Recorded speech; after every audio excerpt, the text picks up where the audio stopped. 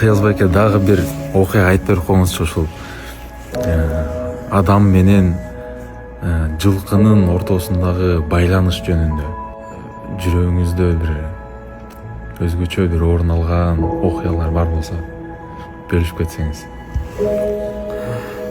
Бул аттын тили гана жок да. Ошо Кудай Алла Таалам тил болуп калганда бул адамдын эң жакын досу болмок да. Мындай сырдаша турган, сырыңды эч кимге мындай билгизбей көтөрө билген эң жакын досуң болот эле да атчы. Себеби ошол эсимде да, атамдын бир торбашка аты болгон илгери.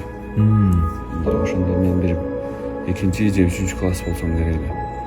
Анан жайлоодо өзбекстандыктарга сатканда тамчы. Ошо тиричиликке керек болуп калып, ошондо сатканда баарыбыз жакшы көрөт элек да. Анда бир эле аты бар эле атамдынчы. Ошо сатып атканда укмуш эле акчага саткан. Ошондо бир 23 койго алмаштырган. Ал убакта Кымбат болгон. Андай баа жок эле да. Ошондо өз көзүм менен көргөм да. Ат кадимкидей ыйлаган. Ыйлаганда тамчылап эмес, мындай шоркурап акканын көргөнбүз да. Сиздерден кетип аткандабы?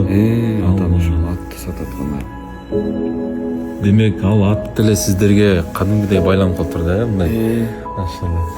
Ошондо билгенбиз да, ошо.